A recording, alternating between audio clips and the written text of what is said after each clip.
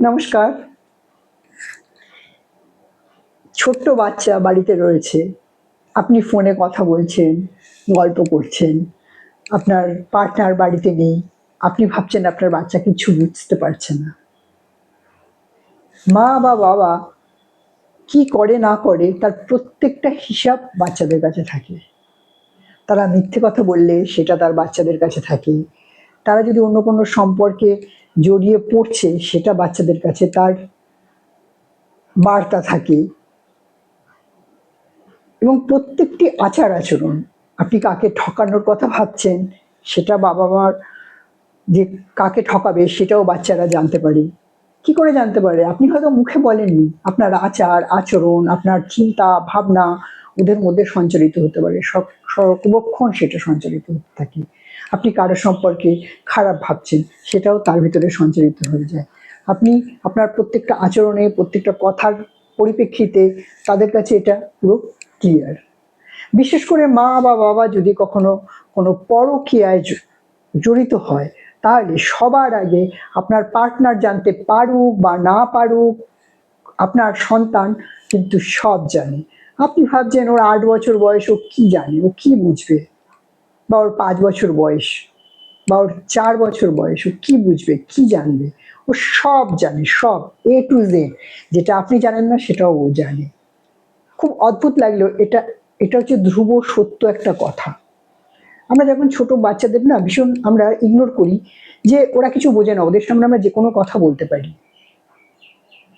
ওরা সব বোঝে। মা বাবার ভাব ভালোবাসা, মা বাবার যুদ্ধ, মা বাবার একে অপরকে ঠকানো, মা বা বাবা অন্য কোনো সম্পর্কে জড়িয়ে পড়ছে, এগুলো প্রত্যেকটা প্রত্যেকটা জিনিস তারা জানে। এবার একটু যখন বড় হতে শুরু করে, সেগুলোর জবাব আপনি পান, কিভাবে পাবেন? তারা সেই ধরনের ঘটনা সাথে জড়িত হতে থাকে, এবং বা নিজেদের বন্ধু বান্ধবদের সাথে বিভিন্ন রকম কথাবার্তায়, বিভিন্ন রকম স্কুল থেকে নানান রকম জিনিসপত্র জেনে আসে। বা কোনো বন্ধুর সাথে আলোচনা করলো, সে জানিস আমার বাবা বা আমার মা একটা বয়ফ্রেন্ড হয়েছে বা একটা গার্লফ্রেন্ড হয়েছে, চল তুইও আমি বয়ফ্রেন্ড গার্লফ্রেন্ড। আপনি ভাবলেন আপনার ১১ বছরের বাচ্চা, তার আবার বয়ফ্রেন্ড গার্লফ্রেন্ড কি করে হলো? আপনি দিলেন কানটা মুলে, ঠাস ঠাস করে দুটো চড় দিলেন, তাকে নীল ডাউন করে দাঁড়ি করিয়ে রাখলেন এবং বেধড়ক বকা দিলেন।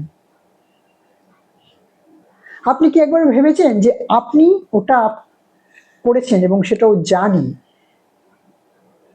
বাচ্চা যে কোনো কিছু অ্যাক্টিভিটি যখনই করে, তখন সবার আগে নিজের দিকে তাকাবেন।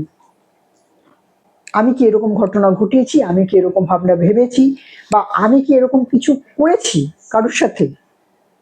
বা স্কুলের কারোর বক্স থেকে সে টাকা চুরি করেছে, আপনি ভাবছেন যে আপনি প্রচন্ড শাসন করবেন, সে আর করবে না। তার আপনি কি কখনো কারোর কাছ থেকে কোনো টাকা চুরি করেছেন? যদি করে থাকেন, আপনার বাচ্চা দেখেছে এবং সেটা আপনাকেই কপি করেছে। বা আপনি বড়দেরকে, আপনার যারা গুরুজন ব্যক্তি, তাদেরকে আপনি অসম্মান করেছেন, তাদের পিঠ পিছে তাদের সম্পর্কে আপনি খারাপ কথা বলেছেন। হঠাৎ একদিন দেখছেন আপনাকে খুব বাজে বাজে কথা বলতে শুরু করে দিয়েছে, অপমান করছে, এটা বলছে, ওটা বলছে, সেটা বলছে, আপনি পুরো নাজিহাল। আরে আমার বাচ্চা আমাকে এরকম কেন বলছে? আপনি খুব চিন্তায় পড়ে গেলেন। আবারও বলছি, নিজের দিকে তাকাবেন। আপনি কি আপনার গুরুজন ব্যক্তিদের অসম্মান করেছেন? বা সামনাসামনি অসম্মান করতে পারেননি, একা একা গজগজ করে অনেক কিছু বলেছেন? রেডি থাকুন, সব রিটার্ন আসবে। ইচ অ্যান্ড এভরিথিং রিটার্ন পাবেন। রিটার্ন পাওয়ার জন্য, যদি রিটার্ন না পেয়ে থাকেন তাহলে রিটার্ন পাবেন সুদে এবং আসলে। আর যদি রিটার্ন পেয়ে থাকেন তাহলে ভাববেন ওটা আপনারই কর্মের ফল। শুনতে খুব খারাপ লাগছে, কিন্তু এটা একটা ধ্রুব সত্য কথা। এই ধ্রুব সত্য কথার কোনো দ্বিতীয় কোনো কথা নেই। আপনি পরকীয়ায় জড়াচ্ছেন, আপনি ভাবছেন আপনার সন্তান জানতে পারছে না, ও সব জানে।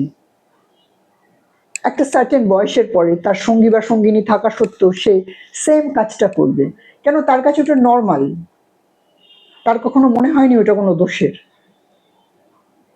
তাই সে এই ঘটনাগুলো ঘটায়। তাই আমরা যাই আচরণ করি না কেন, আমাদের প্রত্যেকটা আচরণ মাথায় রাখতে হবে যে এইটার কিন্তু আমাদের সন্তান আছে, যাদের সন্তান আছে তাদেরকে মাথায় রাখতে হবে যে আমাদের বাচ্চারা আমাদেরকে কপি করছে এবং এই কাজগুলো তারা করবে এবং আমাদের কিচ্ছু করার থাকবে না আমাদের তাকিয়ে তাকিয়ে দেখা।